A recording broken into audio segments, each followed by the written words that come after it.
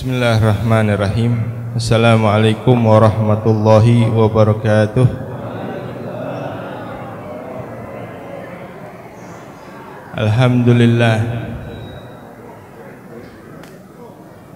Alhamdulillahi rabbil alamin wa bihi nasta'in ala umurid dunya waddin, wa salatu wassalam ala man huwa mahbub li rabbil alamin sayyidina wa habibina wa syafi'ina Muhammadin wa ala alihi wa sahbihi ajma'in, amma ba'du.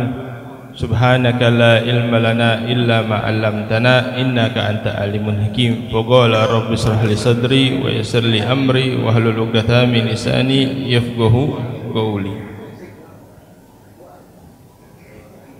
Awalan,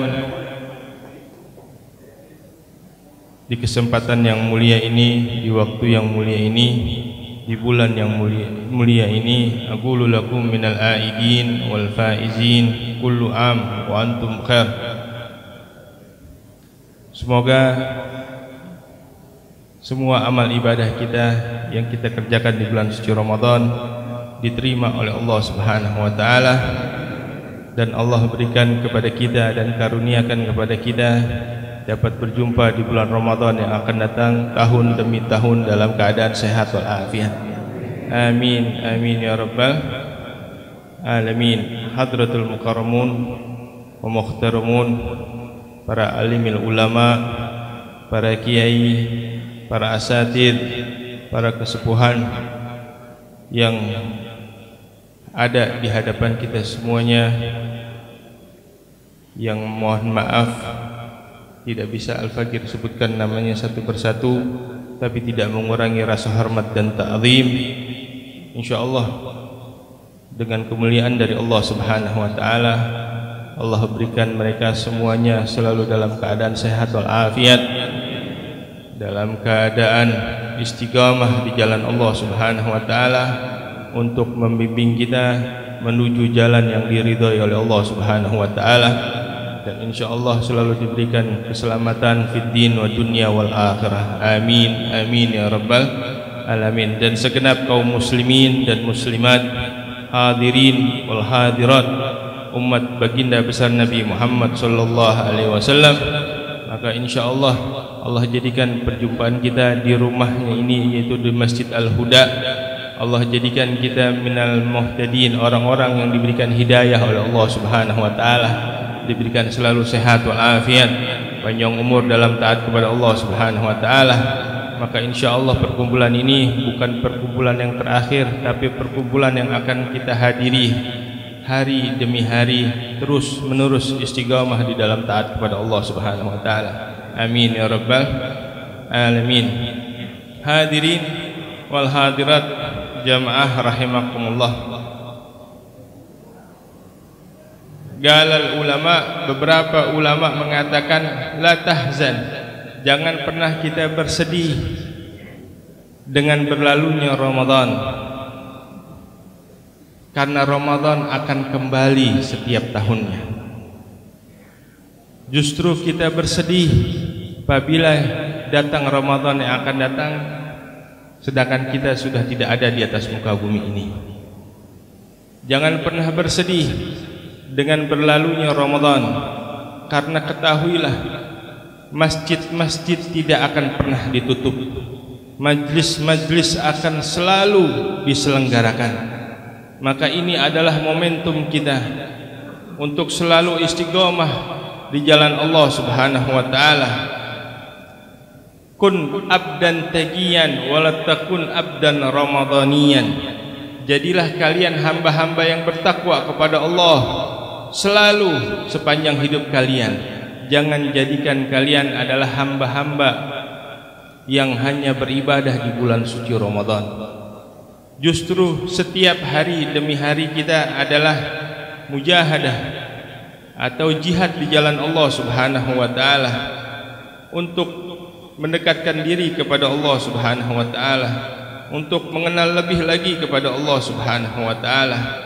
Maka kita semua pada waktu yang mulia ini, waktu yang mulia ini, waktu di mana dikatakan oleh Rasul sallallahu alaihi wasallam, tidaklah berkumpul dari umatku melaksanakan sholat subuh berjamaah lalu mereka tidak bergerak sedikit pun dari tempatnya, tetap duduk di dalam masjid berzikir kepada Allah atau membaca Al-Quran atau mendengarkan ilmu agama sampai datangnya waktu Isyraq, dikatakan oleh Rasul sallallahu alaihi wasallam, maka pahalanya seperti orang yang melaksanakan umroh taman,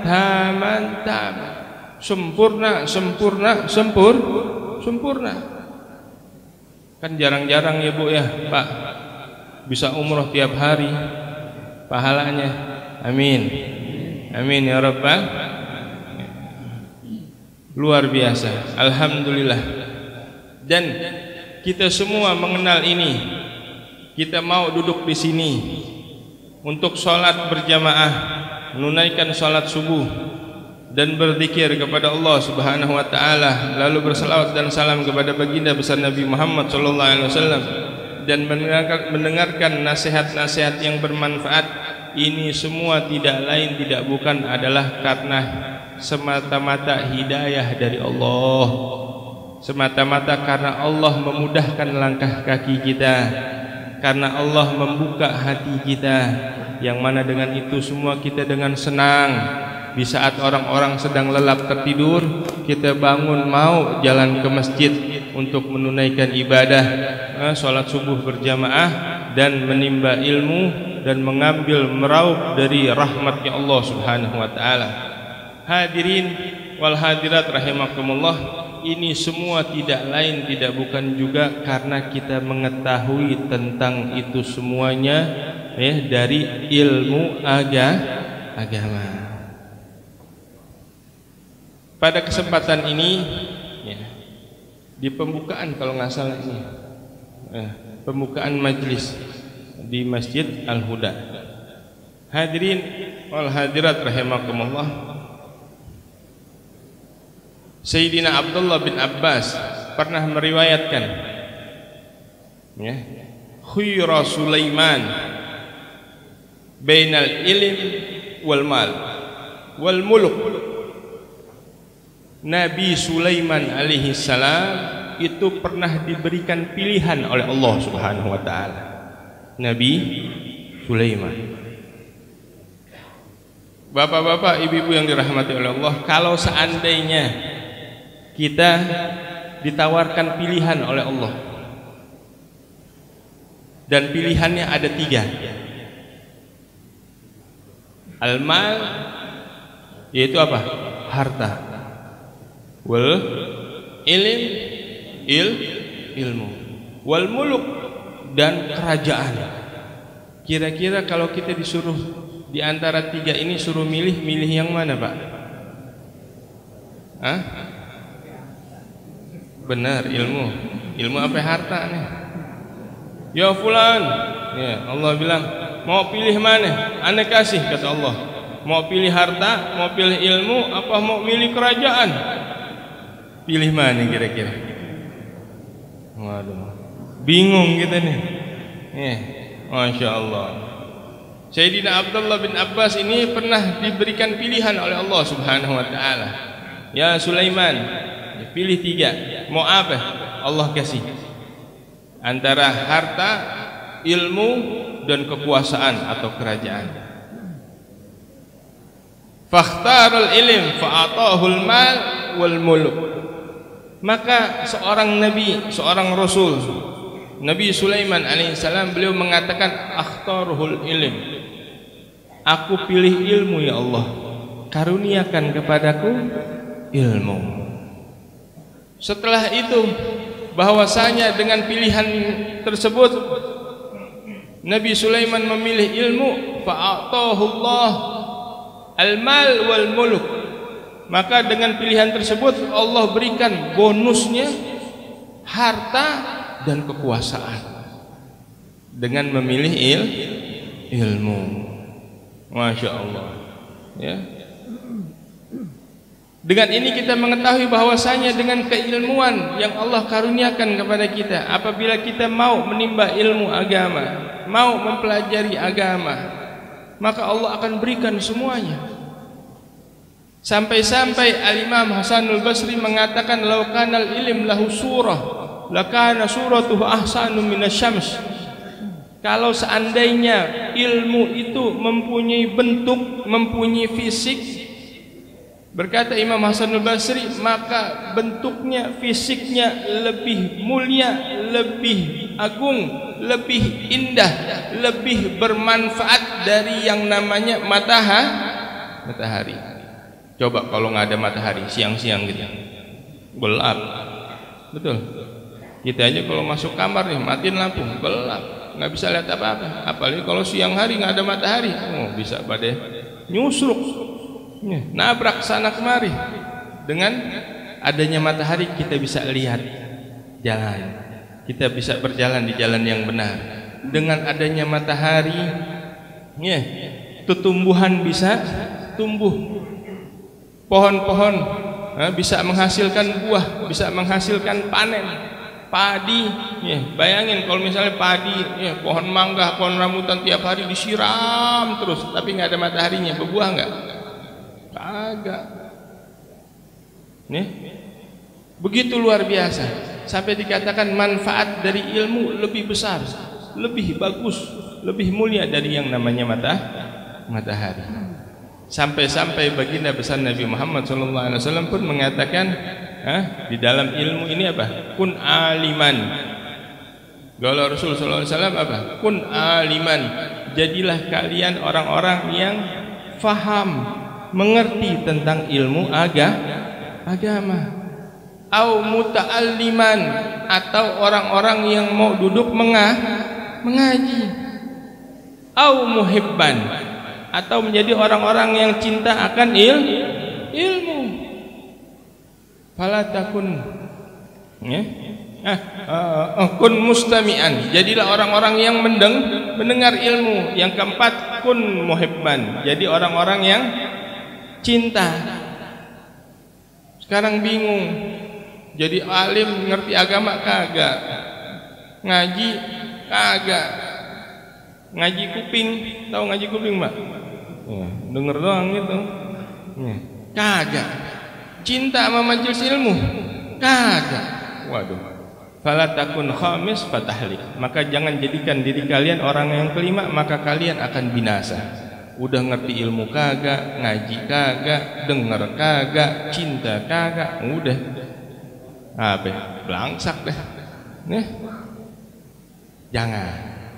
Alhamdulillah, duduk di sini di rumahnya Allah, menimba ilmu agama, beribadah kepada Allah Subhanahu wa taala adalah suatu kemuliaan, yang mana bahwasanya juga disebutkan oleh Imam Syafi'i dan juga disebutkan oleh Habib Abdurrahman bin Abdullah Al-Faqih, dikatakan man arada dunya fa alaihi bil ilm wa man arada al-akhirah fa alaihi bil ilm fa innahu yahtaj fihi ma. Orang yang pengen dunia mesti tahu ilmu, mesti ada ilmunya. Betul nggak? Betul. Coba anak kita sekolahin. Kalau zaman dulu nggak ada yang namanya PAUD. Dari PAUD-nya, dari TK-nya, belum SD-nya. Sekarang kelas aja bukan sampai 6, sampai 9 kalau nggak salah. 12, tinggalan informasi kan. Kelas sampai 12. Kita dulu kenalnya sampai 6 doang. Sekarang sampai 12. Belum sampai sekarang. Anak sekarang pengen cepat-cepat kerja. Masuk SMK. Ada duit lagi misalnya mau kuliah. Apa? Karena pengen dapat kerja. Supaya dapat dunia. Puluhan, mungkin belasan tahun ngaji, belajar, orang tuanya bela-belain, supaya bisa dapat dunia. Kita udah tahu orang yang pengen dunia mesti punya ilmu, ada ilmunya. Begitu juga akhirat mesti punya ilmu. Nggak bisa kita sholat, kok sholatnya begitu, kok ruku begitu, kok sujudnya begitu. Ya nggak tahu, saya mau ngikutin imam.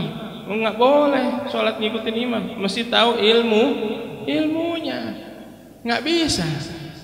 Ya, sampai-sampai Al-Imam Ibn Ramli mengatakan di dalam pembukaan kitab Zubatnya, beliau mengatakan, ya, wa kullu amal bi ghairi ilmin ya'malu amaluhu mardudatun la tuqbalu. Setiap amal ibadah yang dikerjakan tanpa adanya ilmu, maka amal tersebut apa? Mardudatun, ditolak oleh Allah Subhanahu wa taala. Enggak tahu ilmunya. Salat enggak tahu ilmunya, salat ikut-ikutan aja, imamnya sujud nih. Mending coba kalau imamnya kabur. Masih ikut kabur juga? Nih, enggak bisa. Setiap amal perbuatan tanpa adanya ilmu, ya, tidak diterima oleh Allah Subhanahu wa taala. Fa'mal walau bi usrin kazakah, ya. Amalin walaupun kita punya ilmu sedikit, amalin. Ya, maka kita akan keluar dari kegelapan menuju cahaya yang terang benderang. Amin. Amin ya rabbal alamin. Juga bahwasanya hadirin rahimakumullah, majlis yang sekarang kita hadiri, muassasnya, ya, yang pertama kali mengadakan majlis ini adalah baginda besar Nabi Muhammad sallallahu alaihi wasallam. Ada kisah yang disebutkan di dalam berapa banyak kitab sirah bahwasanya Rasulullah sallallahu alaihi wasallam pada saat duduk di majlis, duduk di masjid seperti ini sebagaimana kita sekarang di Masjid Nabawi, ya, dulu bahwasanya, ya, ada kisah tentang 3 orang, ya, yang mana, ya, pada saat Rasul sallallahu alaihi wasallam mengajar para sahabat, ya, dilihat oleh Rasul sallallahu alaihi wasallam ada 3 macam orang. Yang pertama, pada saat mengetahui Rasul sallallahu alaihi wasallam sedang mengajar, orang yang pertama dia langsung masuk dan duduk bersama para jamaah, bersama para sahabat yang lain. Lalu datang orang yang kedua, mungkin dia tahu dirinya telat, ya, datangnya telat, tapi apa? Tetap hadir. Karena dia malu datangnya telat, duduk agak belakang. Lalu yang ketiga, dikatakan oleh Rasulullah SAW bahwasanya di dalam kisah ini, ya, ini orang baru nyampe pintu masjid, dilihat ada apa nih? Ramai amat. Bukannya duduk, tapi malah kabur. Maka Rasulullah SAW mengabarkan, ya, ala ukhbirukum bithalatha, apakah kalian hendak ingin mengetahui tentang kabar 3 orang tersebut? Qala bala ya Rasulullah, mau ya Rasulullah. Bagaimana kabar mereka ya Rasulullah? Lalu Rasulullah SAW mengatakan fa'ammal awal, sedangkan yang pertama, orang yang pertama dia datang langsung duduk dan menghadapkan dirinya kepada Allah, maka Allah pun menghadapkan rahmatnya, kemuliaannya, keagungannya untuk hamba tersebut. Ya. Jadi duduk di sini Pak, kita semua duduk di sini bersimpuh di hadapan Allah Subhanahu wa taala. Kita semua membawa harapan, kita semua membawa doa, kita semua membawa keinginan. Mau tidak mau, mengetahui atau tidak mengetahui bahwasanya saat ini Allah sedang menghadapkan kepada kita seluruh kemuliaan dan karunia Allah serta rahmatnya kepada kita semuanya. Nggak ada yang sia-sia duduk di majlis, apalagi majlis ini diadakan di rumahnya Allah Subhanahu wa ta'ala.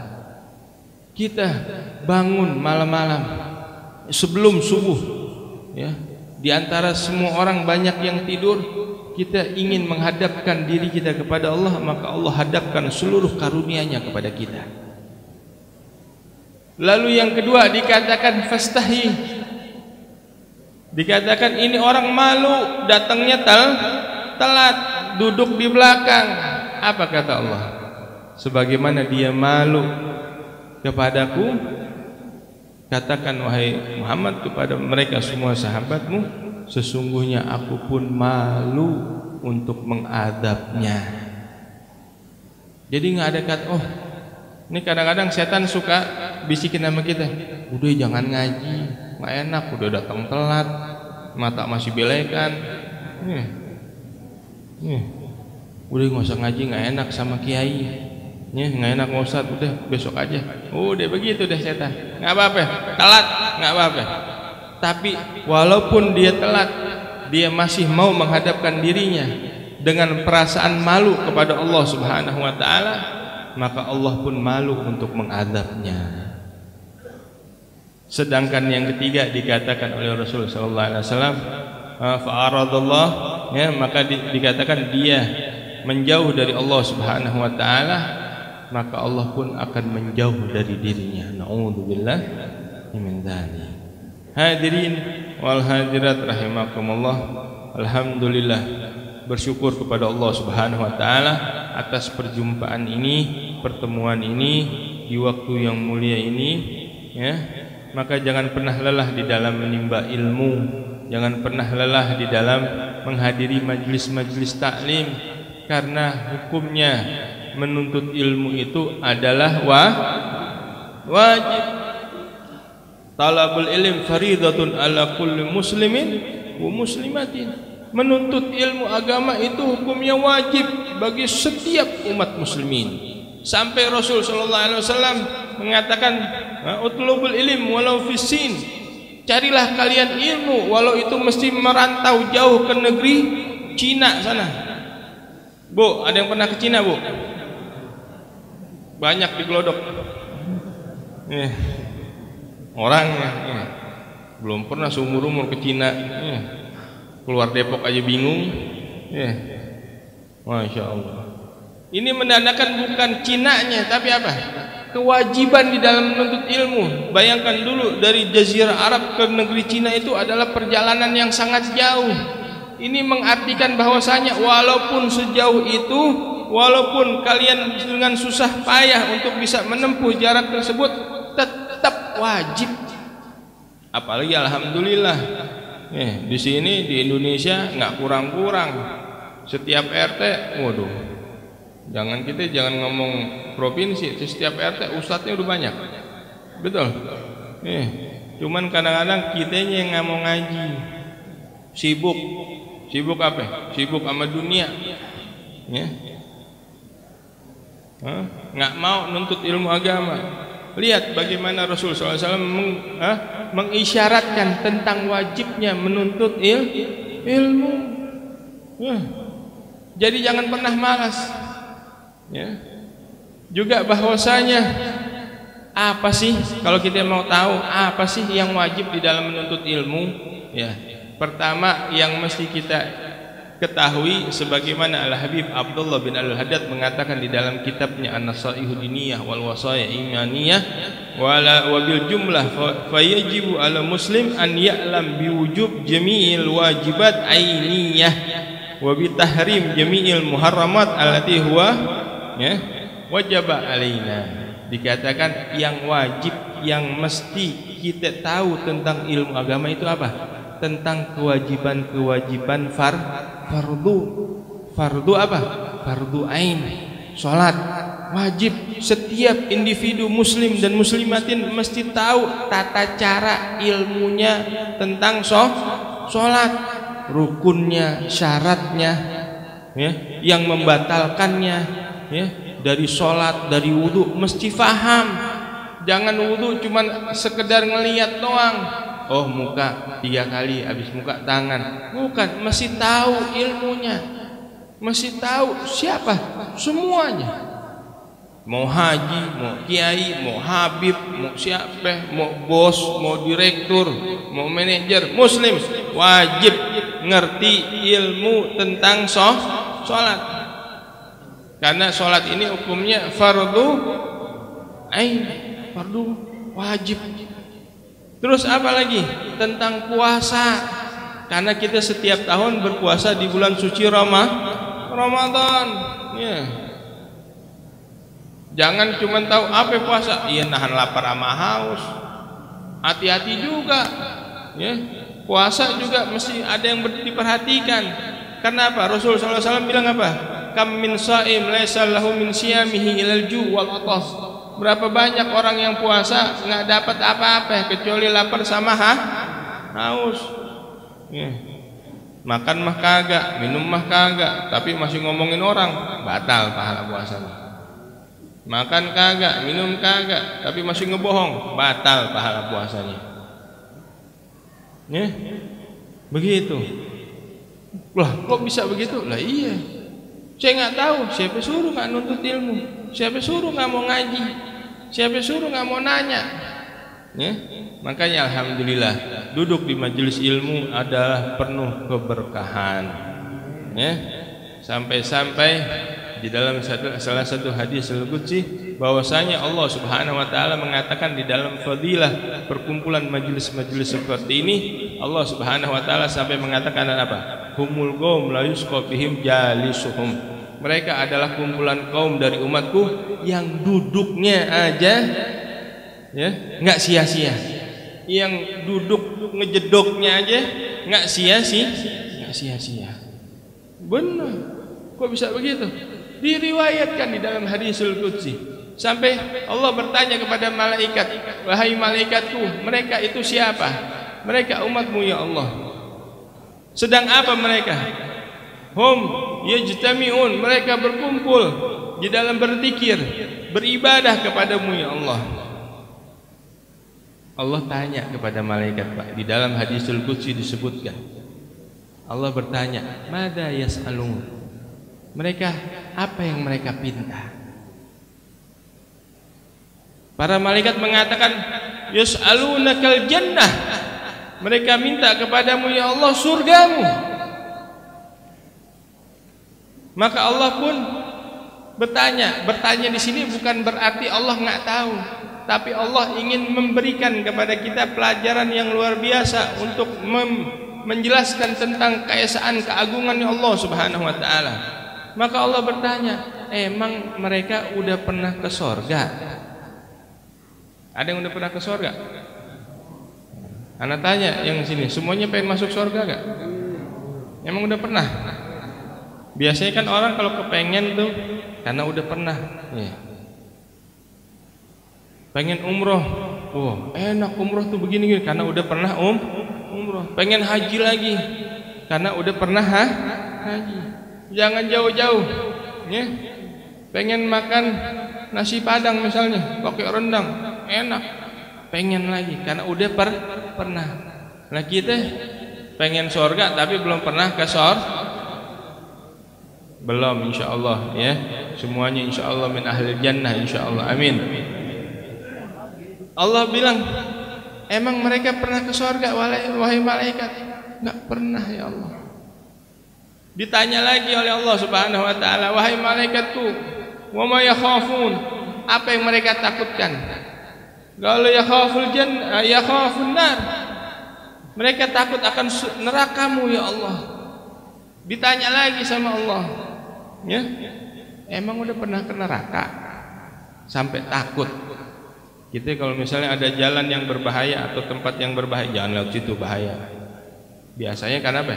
Udah pernah dan kena atau tertimpa musibah misalnya, jangan begini, jangan begitu, ntar begini loh. Tapi kita kan nggak pernah ke neraka. Terus kenapa ya? Allah tanya, terus kenapa dia takut sama neraka? Maka mereka para malaikat mengatakan, ya Allah, mereka menginginkan surgamu bukan karena mereka pernah ke surga, dan mereka takut akan nerakamu bukan karena mereka pernah masuk ke dalam nerakamu ya Allah.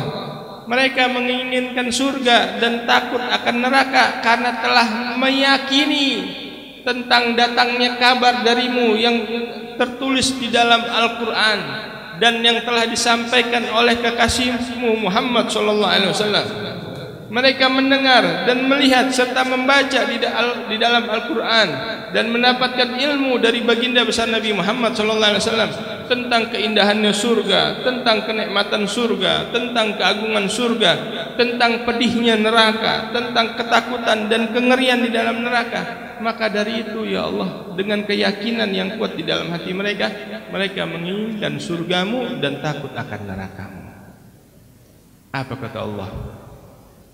Ya malaikati ishadu, wahai malaikatku semuanya saksikan, inni qad ghufirtu lahumul jami'an. Saksikan wahai malaikatku, sesungguhnya telah aku ampuni seluruh dosa mereka. Amin. Amin ya rabbal. Terus malaikat nggak berhenti di situ. Disebutkan di dalam kisah tersebut, di dalam hadisul qudsi tersebut, malaikat bilang, ya Allah, ada dari mereka yang datang bukan karena ingin menghadap kepadamu, bukan karena surgamu, bukan karena ingin surgamu, bukan karena takut nerakamu. Mereka datang karena besek. Udah kebagian semua, udah? Hah? Udah, Bu? Udah kebagian besek semua? Udah. Karena pengen besek, ya Allah. Ada dari mereka yang hadir, duduk, nyender di tiang, tidur, pules. Tuh Habib ngomong apa, tuh Kiai ngomong apa, doa apa, gak ngerti, duduk doang udah. Allah mengatakan apa? Humul qawm la yusqa bihim jalisum. Tetap mereka adalah kumpulan dari umatku yang duduknya aja nih, mau tidur kayak ngiler, mau karena niat ini niat itu, duduknya aja duduk, nggak sia-sia. Alhamdulillahirabbil alamin. Terakhir ya, dari ini semua kita ketahui Pak Bu ya, jangan pernah jauh dari majelis ilmu, jangan pernah jauh dari para ulama. Alhamdulillah di kampung ini ya masih banyak para ulama, para kiai ya, timba ilmu dari mereka semuanya ya. Jangan sia-siakan keberadaan mereka, karena ketahuilah salah satu tandanya kiamat yaitu apa? Yang awal adalah apa? Ilmu akan diangkat oleh Allah.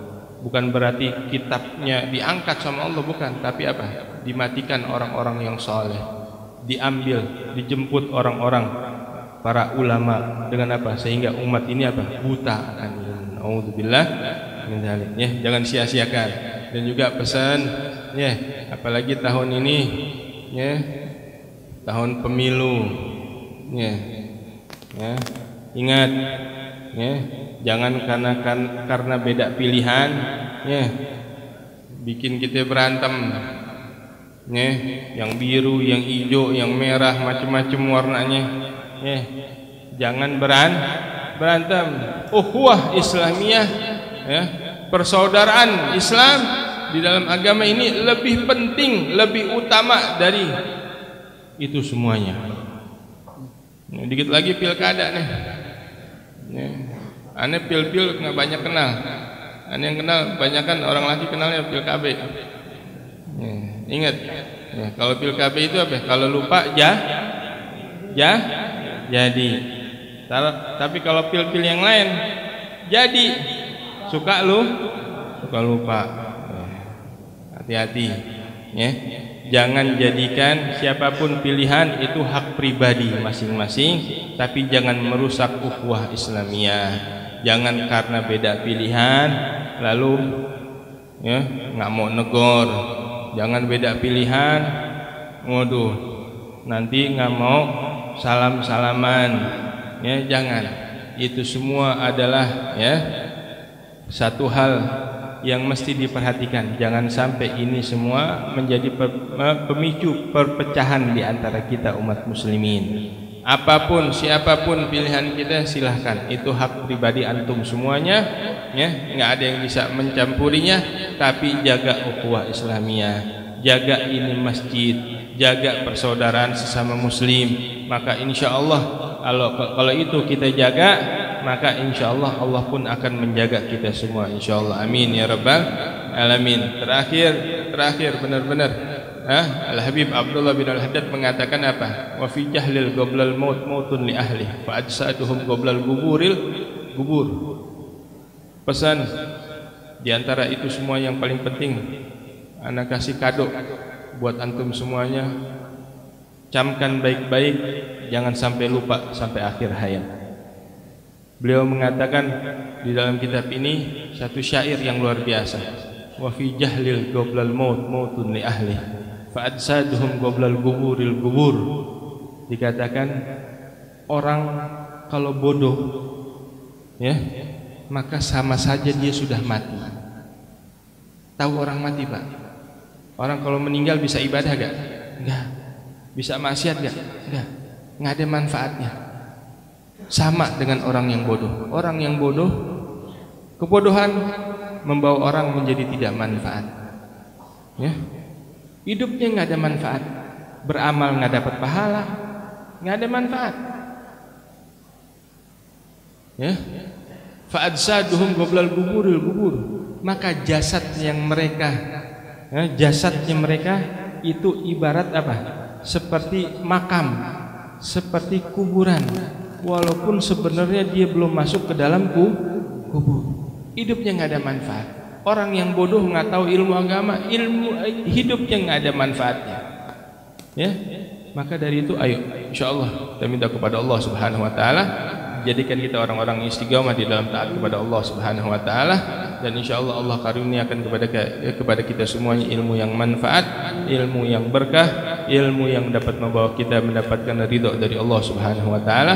Dan insyaallah dengan perkumpulan ini, ya, tidaklah kita bangun dari perkumpulan ini kecuali diampuni semua dosa kita, ditinggikan derajat kita, dan diberikan kepada kita pahala yang berlipat ganda, dan insya Allah dijadikan syahid, dijadikan kita semua duduk di sini adalah saksi bahwasanya kita semua adalah hamba-hambanya Allah yang taat kepada Allah Subhanahu Wa Taala, sehingga dengan ketaatan ini membawa kita ke dalam rahmatnya Allah yang terbesar, ya, mendapatkan ampunan dari Allah, keamanan di alam barzah, dan sampai ke dalam surga Allah Subhanahu Wa Taala. Amin ya rabbal alamin wal afu minkum. Wassalamualaikum warahmatullahi wabarakatuh.